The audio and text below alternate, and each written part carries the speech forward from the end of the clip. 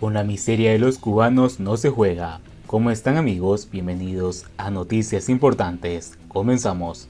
Cuba es un país miserable desde hace muchos años, pero no solo desde el punto de vista económico, sino también moral. En medio de la crisis socioeconómica que atraviesa Cuba, el periódico 26, órgano del Partido Comunista en las Tunas, está saturando de fotografías a color esta semana. Miguel Díaz-Canel está entre los retratados del periódico 26. Fue a las Tunas para ver la asamblea del balance del Comité Provincial del Partido que sesionó el pasado fin de semana. Respecto a la producción de alimentos, el gobernante dijo que deben ser enfocados desde la resistencia creativa, afirmando también que la burocracia y los controles ineficientes no comen. Raras palabras esas en la voz de Díaz-Canel, cuando hoy los cubanos comemos peor que los esclavos en el siglo XVIII. El informe anual de libertad económica, publicado por la Fundación Heritage, situó a Cuba en el puesto 176 entre 178 países evaluados en 2021, seguida por Venezuela y Corea del Norte. El pasado mes, el índice anual de miseria de Hague ubicó a Cuba como el país más miserable del mundo en 2021. Por supuesto, uno no es tan miserable en Cuba si es favorecido por el partido y recibe un préstamo que tendrá una tasa de interés real de 1,219%, dijo el profesor Hague en un artículo de National Review. El informe del profesor Steve Hague de la Universidad Johns Hopkins está basado en la suma de la tasa de la inflación, de desempleo y de interés nominal, considerados factores negativos, y restar la tasa de crecimiento del PIB per cápita, que es un factor positivo. Según el economista, con un porcentaje de 1.227,6 puntos, Cuba desciende a ser el país más miserable del mundo económicamente hablando por la devaluación del 5% del peso cubano, lo que condujo a una hiperinflación de 1.221,8%. Pero corrigiendo al profesor, la raíz de la miseria en la isla no es del pasado año ni surge por la superinflación y la devaluación del peso. Cuba es un país miserable desde hace muchísimos años, pero no solo desde el punto económico, sino también moral. Y a esa condición de miseria material y ética hemos descendido más por el retoricismo demagogo y embaucador del discurso oficial y por el aplauso hipócrita de los cubanos que por la devaluación de la moneda nacional frente al dólar estadounidense y la consiguiente espiral inflacionaria. Si retórica es el arte que enseña las reglas del bien decir, son sofisterías, dicho de otro modo, la machacona reiteración de razones que no vienen al caso, las que se convirtieron desde 1959 hasta el día de hoy en eficientísimas herramientas de dominación en manos del poder totalitario comunista. Esta semana en Puerto Padre comenzó la venta de aceite liberado en las llamadas tiendas recaudadoras de divisas TRD, que aún funcionan y operan en pesos cubanos, entre comillas, liberado, porque en realidad el aceite de soya es un producto racionado, aunque uno adquiera en una TRD. Para adquirirlo, primero uno debe hacer una cola en la bodega de productos racionados y, mediante la presentación de la cartilla de racionamiento, hacerse de un vale de compra. Ya con ese autorizo, va a la TRD y hace otra cola, y entonces puede comprar en algo así como 50 pesos un litro de aceite, que en el mercado negro cuesta 500 o 600 hasta 700 pesos.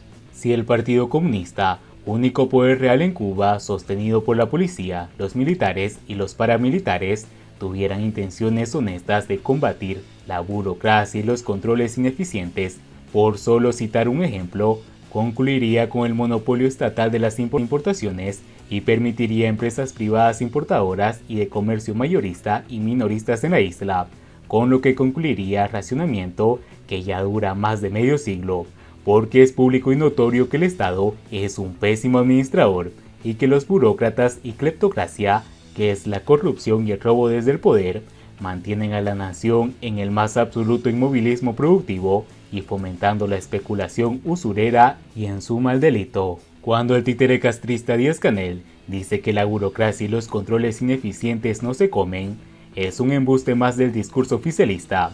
Con esa sofistería, el delfín del castrismo enmascara el papeleo y las talanqueras que el Estado y el Partido Comunista, que ahora él mismo dirige, creó y mantiene para perpetuarse en el poder con la llamada dictadura del proletariado, que en realidad es la dictadura de una minoría. Así, El gobernante se granjea el aplauso masoquista de quienes sufren las carencias disímiles, ignoradas por los dirigentes comunistas desde la altivez, la opulencia o la fingida sencillez de una cleptocracia nacida aldeana y que ya es una cosmopolita. Siguiendo con las noticias, Cimex culpa al fabricante vietnamita por la escasez de pañales en Cuba. Casi el 95% de los productos se distribuyen en la capital por falta de combustible. Por la falta de combustible, casi la totalidad de los pañales desechables producidos en Cuba se distribuyen en La Habana y un mínimo porcentaje en las provincias vecinas. El dato lo revela la directora de ventas minoristas de Cimex en un artículo de Cuba Debate dedicado a la escasez de este producto básico. El texto recuerda que los pañales desechables comenzaron a producirse en Cuba en 2019 a través de una empresa vietnamita cuya fábrica se ubica en la Zona Especial de Desarrollo Mariel.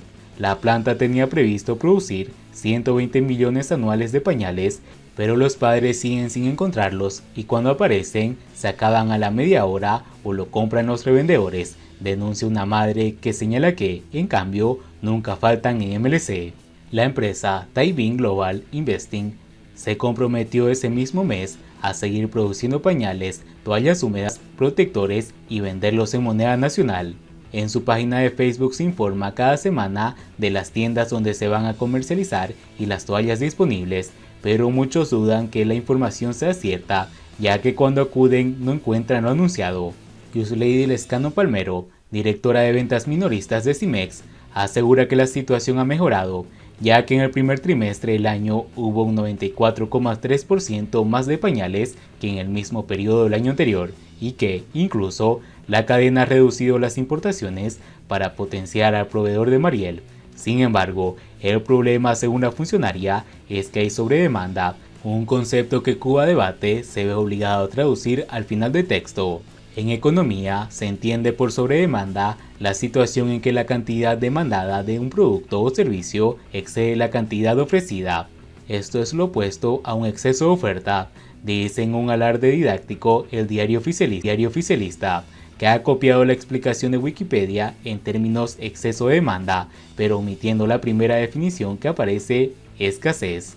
La empresa vietnamita, que ya llevaba décadas en Cuba, anunció en 2018 la construcción de una planta para producir pañales y su propósito de brindar a los consumidores locales artículos hechos en Cuba y de calidad.